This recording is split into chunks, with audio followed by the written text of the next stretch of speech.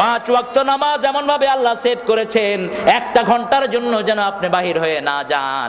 আবার বিশ্বনবী সুসংবাদ দিয়েছেন, ফজরের নামাজ পড়ে যখন যোহর পড়তে যান, মধ্যখানে যেই গুনাহগুলো হয়েছে ওযু করার সাথে সাথে হাতের গুনাহ আল্লাহ মাফ করে দেয়। মুখে পানি দেওয়ার সাথে মুখের গুনাহ মাফ হয়ে যায়, পায়ে পানি পড়ার সাথে সাথে পায়ের গুনাহ মাফ হয়ে যায়। আবার 1 জুমা পড়লেন আরেক জুমা পর্যন্ত গুনাহগুলো কাফফারা হয়ে যায়। এই অবস্থায় যদি আপনি তওবা করেন, একদম মাসুম করে আল্লাহ বের করে দেয়। সেজন্য বিশ্বনবী বলেছেন 5 ওয়াক্ত নামাজ হলো ওই নদীর মতো।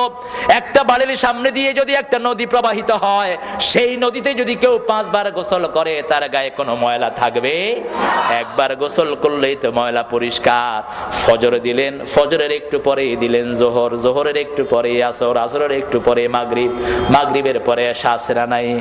এমন ভাবে সাজিয়ে দিলেন, ঘুমাইয়া কাজা করেছো ফজর, তখনও জাগনি, যখন যোহর, হেলায় খেলায় কেটেছে আসর, মাগরিবের ওই শুনিয়া যান, এখনো জামাতে হওরে শামিল, এখনো এশাতে আছে স্থান, বাজিছে দামামা বাদরে আমামা, শির উঁচু করি মুসলমান, দাওয়াত এসেছে নয়া জামানার, ভাঙা কেল্লায় উড়ে নিশান। আলহামদুলিল্লাহ।